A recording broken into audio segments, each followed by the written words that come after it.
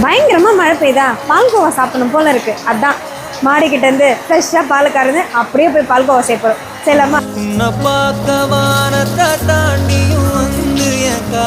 Okay, நம்ம வந்து கறந்த பால் வந்து ஆரம்பிக்கிறதுக்கு முன்னாடியே, அதாவது நம்ம வந்து காலையும் கறந்தோம், ஈவினிங்கும் நான் கறந்து எடுத்துருந்தேன். அதனால தான் வந்து இவ்வளோ நேரம் கழிச்சு இதை காட்டுறோம். பால் கறந்தாச்சு. இப்போ வந்து இதில் தான் நம்ம பால்கோவா சேர்ப்போம்.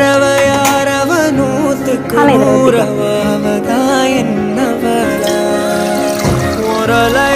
கலையவ அழகிய நிலவவ நிழலிலும் ஜொலிக்கிற நிரந்தர ஒளியவ சரியவ தவறவ சிரிக்கிற சிரிப்புக்கு அவதான் காரணமா.